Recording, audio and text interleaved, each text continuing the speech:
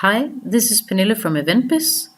In this video guide, I'll show you how you can set up book a meeting in your app, enabling your attendees to book a meeting at, by example, your sponsors, contact persons, or your exhibitors' contact persons, or anything like that. There are two ways to create the book a meeting. Either you create it as the organizer, import all the booking slots, or you make it available to all the contact persons to make their own personal calendar. In this guide, we will have a look at how you do it from the organizer side. Right now, I'm looking at the guide we have in Knowledge Base already, up here, called Book a Meeting with a Sponsor or Exhibitor, Organizer Creates Booking Slots. So if you can see the image here, this is more or less how it would look in the app when you have created the booking slots. So you can always go to the knowledge base and have a look at this guide as well. Okay, let's get started. I go back here. Okay, so we go to modules. First of all, you need to make sure that you've activated the module. By example, here I'm going to use the exhibitor module, but you could do the same in the sponsor module as well. Then you need to have them switched on. You do that in settings and customize app modules. Once you created your exhibitor list, you have to make sure that you've added a contact person to the exhibitor. So let's have a look here. We say edit. This is where you add the contact persons. This is a must in order to work with the book a meeting module, because if you don't have any contact persons, there are no people to book with. So this goes the same as for speakers. You need to create them on the attendee list first as a profile, and then you can add them here by searching their name. Okay? You can have as many contact persons as you wish. When you're done, you click Save. I'm also going to add just a logo here to have something to look at in the app.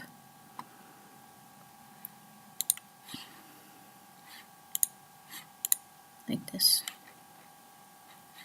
Save. Okay, so now we have the exhibitor in line. There could be multiple exhibitors, of course, here. Now we need to create the booking slots. Because you are the organizer, you will decide the same booking slots for all the contact persons on the specific exhibitors. Between the exhibitors, they can have different booking slots, but it's up to you to make them. For the same exhibitor, they will be the same. All right. Okay, in order to create my booking import, I need to have the ID number of this particular exhibitor. So I go to Tools, and I say Export, and open this one.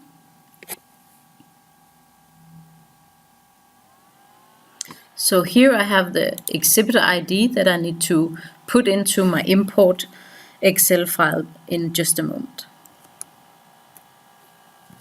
When I go back here, in order to activate the booking module, I have to go to settings here, and I scroll down, and you have activate booking. Once you click that, it will open up some other menus here. And this one, it has a dot in book that the organizer is handling the slots, but it could also be the exhibitor, and then they could create their own booking slots. I will make another video guide for that. Once you're here, you could have a look at the other settings. By example, auto accept booking. This means if that is all activated, then once an attendee is booking a meeting, then it would automatically be confirmed. So you won't have to have the contact persons confirming the meeting and so on. That is a possibility if you want to handle it case by case, but if you want to make it more easy for your attendees and the contact persons, you activate this one and they don't have to confirm the bookings. Okay, and then you say Save. Okay, so now the settings are in order. Let's go back here, exhibitor list.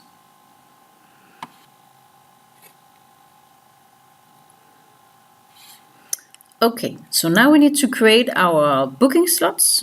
So we go to Tools, say Import Booking Slots, And then I click on download import file templates to have my template to fill in the booking slots.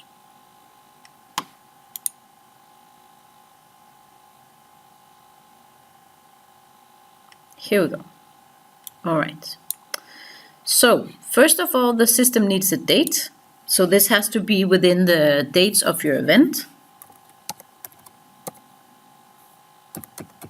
It can be multiple dates, but you have to be within the start date and end date of your event. So let's just check that everything is all right. I go to settings here, edit, and I've chosen the 26th, so that's fine. Okay, the next one, from what time should the booking slot start? So let's say 10 in the morning. And then let's say until 12, because we want to include a lunch break, by example. And the duration of the meetings, the minutes, how long the meetings are. So let's say 30. Then we need to put in the exhibitor ID. That was the one we had just from before. So I copy this one.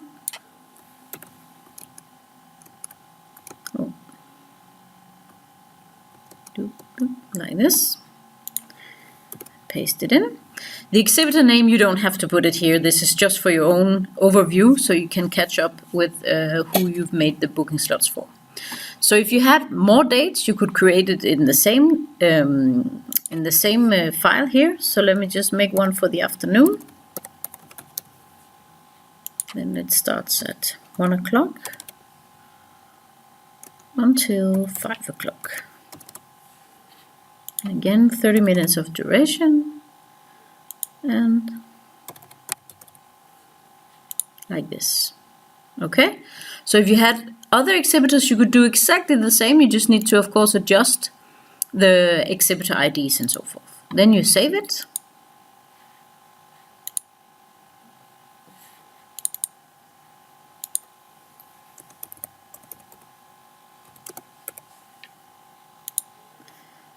CSV, either this one or this one, depending on which you have.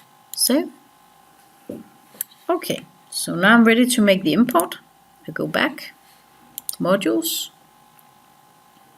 and then to tools, and import booking slots, select file, and booking 1. Next. Here you have to validate your data, but since you're using the template, it can already recognize everything, so everything is in order. So you just click next.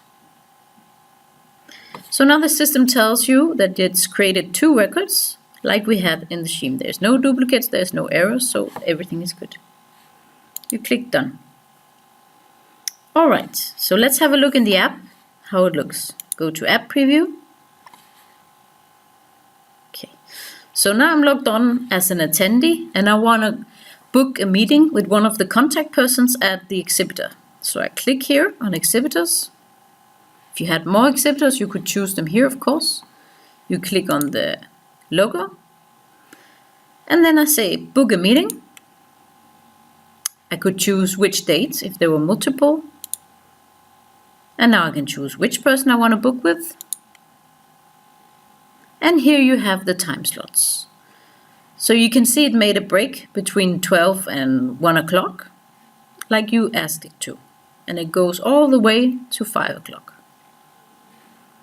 So I can book here. I click. I can take a note if I want to. And submit. Okay, so here you can see it says booked already. And this is because we activated the setting in the beginning that it should auto reply to the people booking. So if you hadn't activated this one, it would say pending. And then the contact person would receive an email where they were asked to go in their booking calendar and confirm the meeting or reject it if they don't want to take the meeting. So this is the way you can make the booking. Let's have a look at some of the templates. If you go here to the templates and reservations, then you have a lot of different templates related to this booking module. So by example, you have this one that's called New Booking Request. Okay, so this is the email that will be sent out to the contact person that was being booked with, saying that you now have a new booking request, and this should be an information to the contact person that they should go and click confirm or reject in their booking calendar. Okay? And there's also, by example, this one that's called Booking Accept. This is an email, by example, to the attendee name who's booking, saying that the booking request has been accepted and the meeting is confirmed and so on. And you can manage the booking in the app. So be sure that you've set up the correct templates if you're activating the use of them. You can handle them all right here. Okay, let's just have a look before we finish in the app preview here if you're the contact person that's been booked with.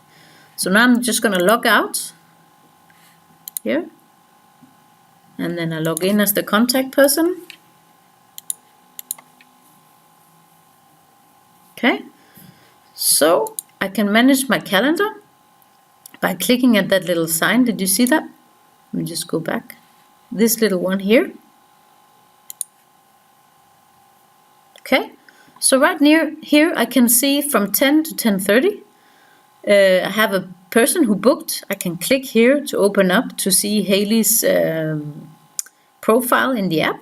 Okay, if I go back again, push the meeting calendar here. Then I can also click here on cancel, and I can cancel the meeting, and then the template cancel booking will be sent to Haley. And then again, you will be free to be booked by other people. Okay, so here you would have an overview of all your bookings. You can also click here, bookings. Then you have the overview of just the ones that are booked instead of looking at your full calendar. Okay, if you click up here, then you can also see if you have cancelled bookings, then you would have a log here of all the cancelled bookings. Okay, so this is a way where you can organize your bookings as the contact persons. All this information, of course, you need to tell your contact persons from the exhibitors how to work with the app. And if you go to the knowledge base, we also have a guide with this here where we started. If you scroll down in the bottom here, I'm just going to go a bit fast. Here's also an overview of all the emails we talked about. So here you can see how you as a contact person can check and manage your meetings. There are two different guides depending on if you activated the auto confirmation or not. So these guides you can send to your contact persons from the exhibitors, so they know how to handle the bookings, of course. Okay, and one last thing, as the organizer, you can also have a quick review of all the bookings made. If you go to modules, then you go to tools. You could also start here. Here you could say reservations if you want to look at just this one particular exhibitor. You have to check which contact person you want to check. So now I'll check Pernilla. And then you can see here who has booked this contact person, and also the note that was given, and so forth. Okay, if we go back here to exhibitors list, if you had several exhibitors you want to look at, you can just say tools, and then you can say export booking slots, and then you would have the full overview of all your exhibitors. All right, this was all for this guide. Thank you for watching.